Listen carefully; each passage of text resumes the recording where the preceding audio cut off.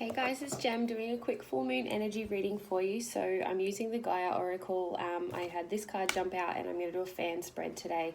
So I just sort of asked, what we can expect under this sort of eclipse portal energy, the full moon energy, and, recommendations, guidance on what we should be doing and where we should be extending our focus through this time. So I'm going to start with this card. So basically, as always with a full moon, we have usually letting go of something of some sort, whether it's a person, a situation, even just old habits, even just parts of ourself that we used to rely heavily on. And this can bring up a sense of grief. So we may find this full moon to be quite emotional, especially in the early stages. Like we've just had the full moon peak. So for the next couple of days, you might still notice this feeling of grief, sadness, loss. And that's okay. It's very important to honor this, cry, get angry, write about how you're feeling, things like that. They're all healthy ways to really release from your body rather than suppressing. But yes, there is always that sense of losing something at a full moon because we need to create space for what we want to come into our lives. So don't be too worried if you're emotional, especially under the Sagittarius energy. It's a fire sign. It's the truth seeker of the zodiac. So it's all about like looking for truth. So as we can see in the world, we're trying to find that, but even in your personal life, you might be confronted with some darker shadows that you thought you might have dealt with already, things like that. Maybe you've been lied to, hurt, all these things, but we're releasing them. So be sure to really go through that process. And give yourself the time to grieve and express how you feel. I'm going to ask what else we need to know. This card is jumping out at me.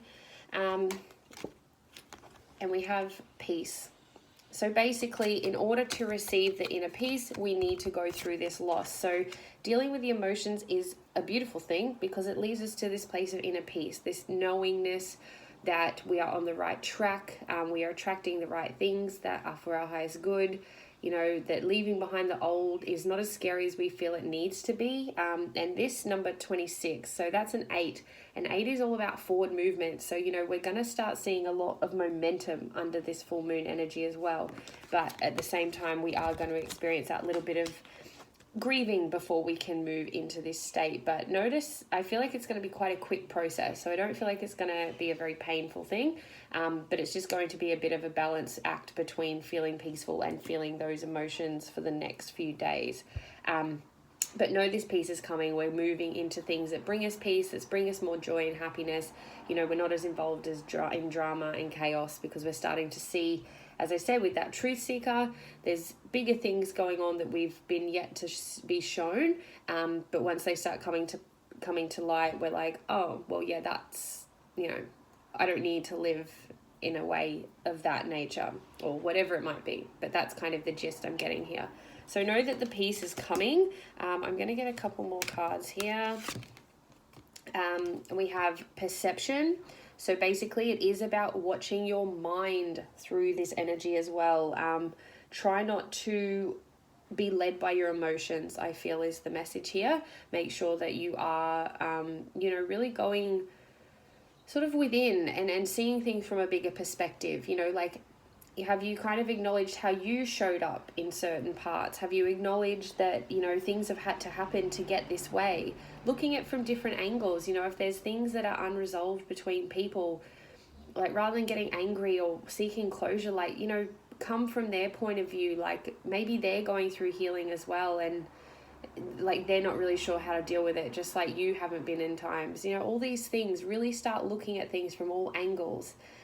If you feel like you've lost something, that perception of like, well, now I've created space for something better, trying to get that mind out of everything's against me, this isn't going to work, I'm not going to get what I want, and start flipping it to a wider perspective. Like, okay, what can I do now that, this job has gone, or like I've got space now to allow things in that bring me more joy, fulfillment, and all the rest. So really just sit with how you're feeling and see if you can come from a different angle rather than letting yourself get caught up in the web of that, negative belief of the mind.